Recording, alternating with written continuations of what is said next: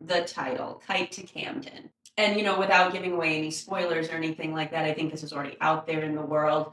Um, I have a theater background, and one thing that they always ask you in theater is when you're going through a new play is what does the title mean? How does it relate to the Hmm. work? Why? There's nothing that is just done just because playwrights have a reason, right? So you as a songwriter, as a producer, what does Kite to Camden mean for you in this album?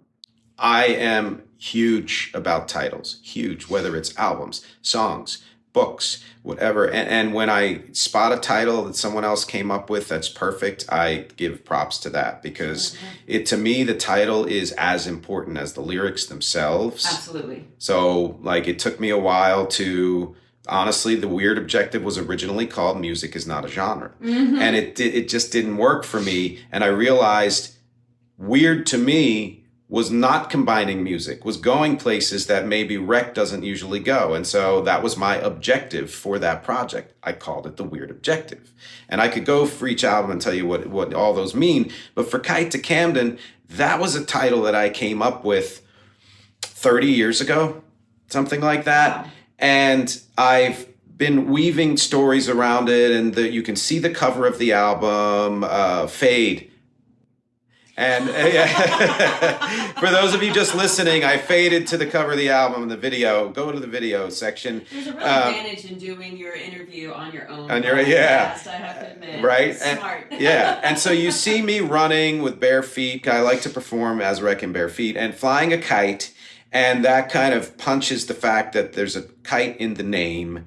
And the cover has multicolors, which is artificiality imposed upon the natural world or the man-made world, like cities and things like that, to show the amalgam of organic material and synth material, that kind of synthetic, electro, whatever. And that I grew up in Camden County, right near Camden, New Jersey. I love Camden in London. There's now a Camden, Maine I've been through that looks beautiful. And so for some reason, Camden has become important to me.